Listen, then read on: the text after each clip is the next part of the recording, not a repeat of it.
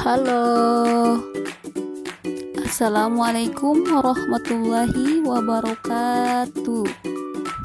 Perkenalkan, nama saya Susila Naipon dengan NIM 220305016, Prodi PGMI, kelas A semester 5. Nah, di sini kita akan belajar tentang teori belajar behaviorisme dan teori belajar konstruktivisme. Sebelum kita masuk dalam inti belajar, kita harus tahu apa itu teori belajar.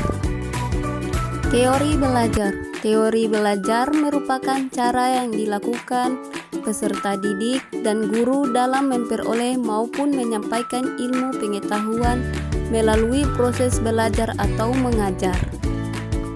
Nah, jadi teori belajar itu penting bagi kita sebagai pengajar karena bisa mengetahui bagaimana caranya kita membuat peserta didik tertarik dengan guru atau tertarik dengan pelajaran yang diberikan. Nah, jadi selanjutnya kita akan bahas tentang teori belajar behaviorisme dan konstruktivisme. Yang pertama yaitu teori belajar behaviorisme. Teori belajar yang berisi tentang perubahan tingkah laku sebagai hasil dari pengalaman. Teori ini mengutamakan pengukuran, sebab pengukuran merupakan suatu hal penting untuk melihat terjadi tidaknya perubahan tingkah laku. Contohnya yaitu ketika guru memberikan pembelajaran kepada siswa, secara tidak langsung guru telah memberikan stimulasi ketika murid mendengar dan berpikir apa yang telah diberikan oleh guru.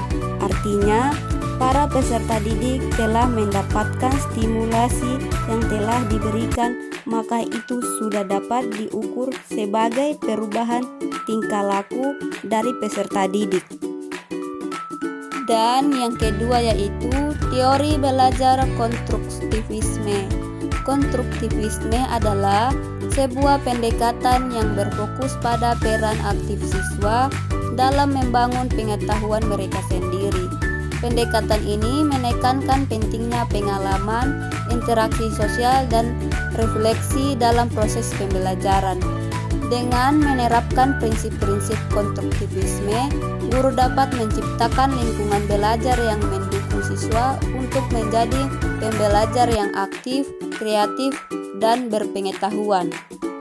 Jadi, dengan memahami konsep konstruktivisme, guru dapat menciptakan lingkungan belajar yang mendukung siswa untuk secara aktif membangun pengetahuan mereka sendiri melalui pengalaman, interaksi, dan refleksi.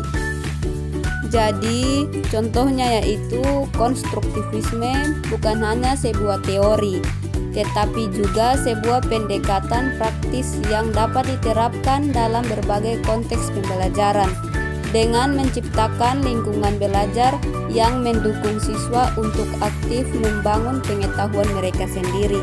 Guru dapat membantu mereka menjadi pembelajar lebih efektif dan berpengetahuan.